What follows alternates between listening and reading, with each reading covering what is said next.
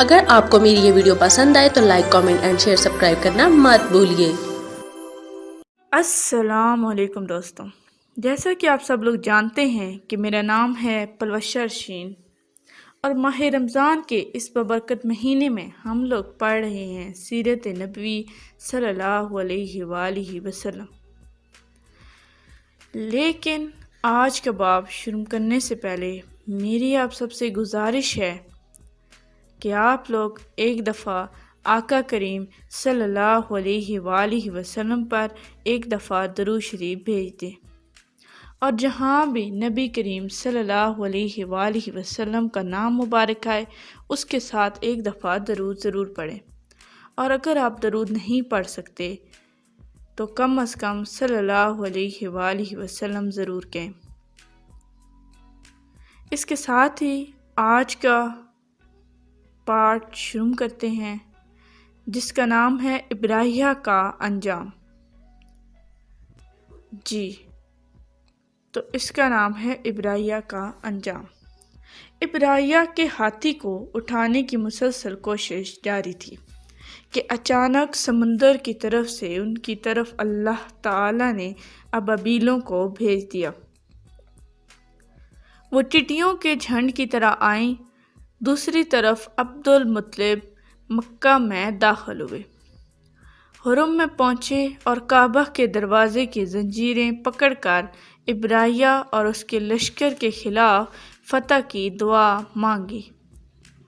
ان کی دعا کے یہ الفاظ تھے: اے اللہ، یہ بندہ اپنے قافلے اور اپنی جماعت کی حفاظت کر رہا ہے، تو اپنے گھر یعنی بیت اللہ کی حفاظت فرما۔ ابراہیہ کا لشکر فتح نہ حاصل کر سکے، ان کی طاقت تیری طاقت کے آگے کچھ بھی نہیں۔ آج صلیب کامیاب نہ ہو۔ صلیب کا لفظ اس لیے بولا کہ ابراہیہ عیسائی تھا، اور صلیب کو عیسائی اپنے نشان کے طور پر ساتھ لے کر چلتے ہیں۔ اب انہوں نے اپنی قوم کو ساتھ لیا اور حرا پہاڑ پر چڑھ گئے، کیونکہ ان کا خیال تھا کہ وہ ابراہیہ کا مقابلہ نہیں کر سکیں گے، اور پھر اللہ تعالی نے پرندوں کے جھنڈ بھیج دیے۔ یہ پرندے چڑیا سے قدرے بڑے تھے۔ ان میں ہر پرندے کی چونچ میں پتھر کے 3 ٹکڑے تھے۔ یہ پتھر پرندوں نے ابراہیہ کے لشکر پر گرانے شروع کیے۔ جو نہیں یہ پتھر ان پر گرے، ان کے ٹکڑے ٹکڑے ہو گئے، بالکل اس طرح جیسے آج کسی جگہ اوپر سے بم گرائے جائیں تو جسموں کے ٹکڑے ٹکڑے ہو جاتے ہیں۔ ابراہیہ کا ہاتھی محبود البتہ ان کنکریوں سے محفوظ رہا، باقی سب ہاتھی تہس نہس ہو گئے۔ یہ ہاتھی 13 عدد تھے، سب کے سب کھائے ہوئے نحوست کی مانند ہو گئے، جیسا کہ سورۃ الفیل میں آتا ہے۔ ابراہیہ اور اس کے کچھ ساتھی تباہی کا یہ منظر دیکھ کر بری طرح بھاگے، لیکن پرندوں نے ان کو بھی نہ چھوڑا۔ ابراہیہ کے بارے میں طبقات میں لکھا ہے کہ اس کے جسم کا ایک ایک عضو الگ ہو کر گرتا چلا گیا، یعنی وہ بھاگ رہا تھا اور اس کے جسم کا ایک ایک حصہ الگ ہو کر گر رہا تھا۔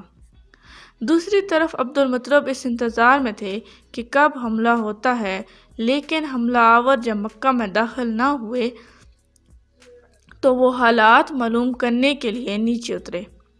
مکہ سے باہر نکلے تب انہوں نے دیکھا کہ سارا لشکر تباہ ہو چکا ہے۔ خوب مال غنیمت ان کے ہاتھ لگا، بے شمار سامان ہاتھ آیا، مال میں سونا چاندی بھی بے تحاشا تھا۔ لشکر میں سے کچھ لوگ ایسے بھی تھے جو واپس نہیں بھاگے تھے، یہ مکہ میں رہ گئے تھے۔ ان میں ابراہیہ کا ہاتھی کا مہوات بھی تھا، جو محمود کو آگے لانے میں ناکام رہا تھا۔ ہمارے نبی حضرت محمد صلی اللہ علیہ وآلہ وسلم اس واقعے کے چند دن بعد پیدا ہوئے۔ آپ جس مکان میں پیدا ہوئے وہ صفا پہاڑی کے قریب تھا۔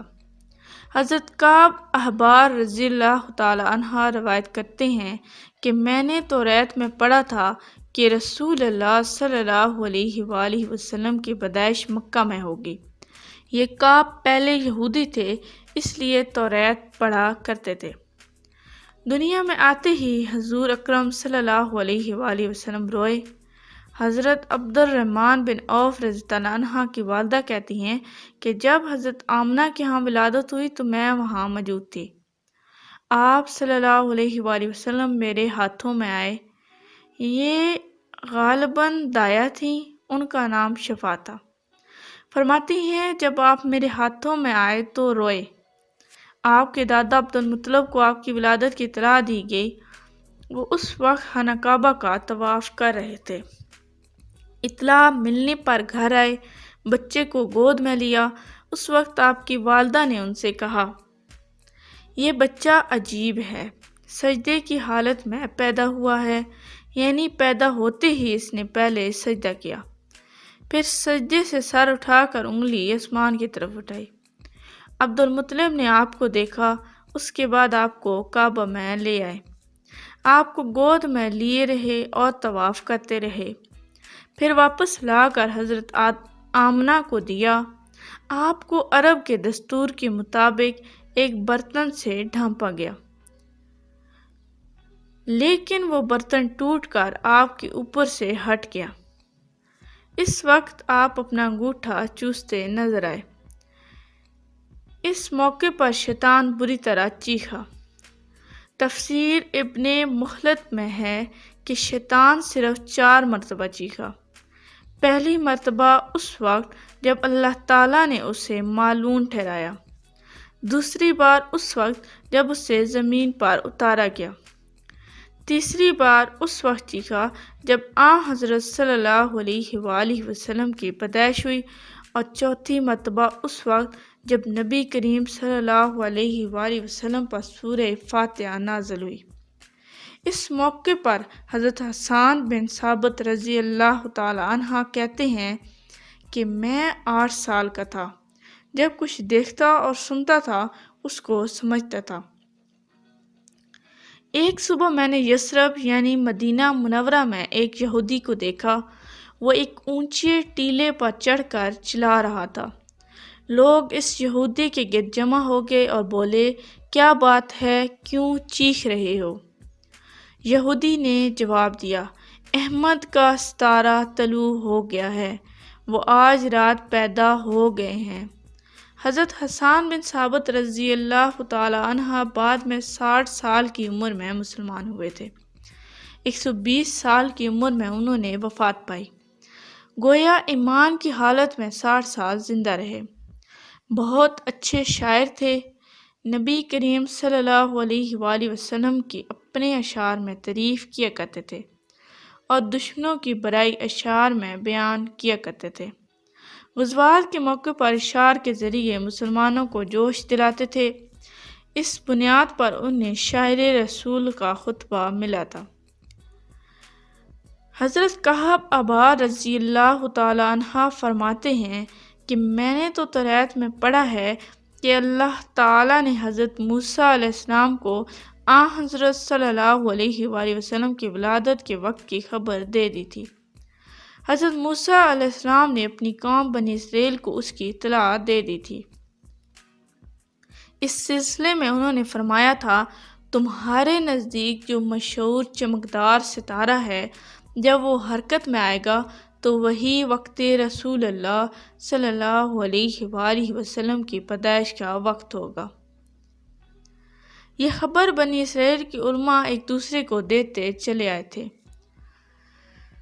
اور اس طرح بنی اسرائیل کو بھی حضرت صلی اللہ علیہ وآلہ وسلم کی ولادت کا وقت یعنی اس کی علامت موجود تھی۔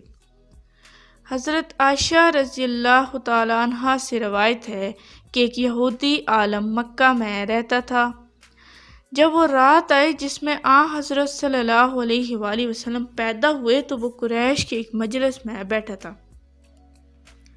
اس نے کہا، کیا تمہارے ہاں آج کوئی بچہ پیدا ہوا ہے؟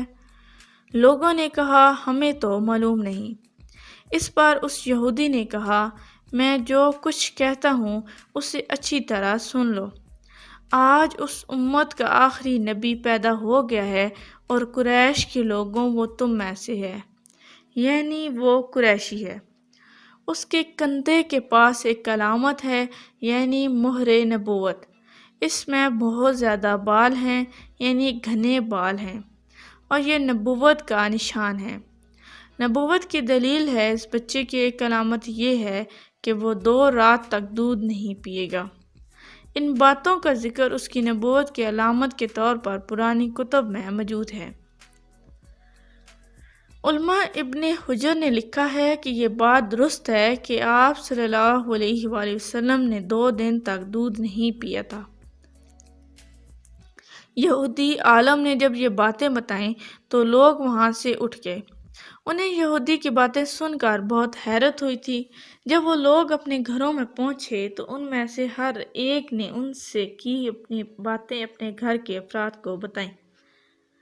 عورتوں کو چونکہ حضرت آمنہ کے ہاں بیٹا پیدا ہونے کی خبر ہو چکی تھی، اس لیے انہوں نے اپنے مردوں کو بتایا کہ ذرا چل کر مجھے وہ بچہ دکھاؤ۔ لوگ اسے ساتھ لیے حضرت آمنہ کے گھر کے باہر آئے، ان سے بچہ دکھانے کی درخواست کی۔ آپ نے بچے کو کپڑے سے نکال کر انہیں دے دیا۔ لوگوں نے آپ کے کندھے پر سے کپڑا ہٹایا۔ یہودی کی نظر جوں نہیں مہر نبوت پر پڑی، وہ فوراً بے ہوش ہو کر گر پڑا۔ اسے ہوش آیا تو لوگوں نے اسے پوچھا، تمہیں کیا ہو گیا ہے؟ جواب میں اس نے کہا،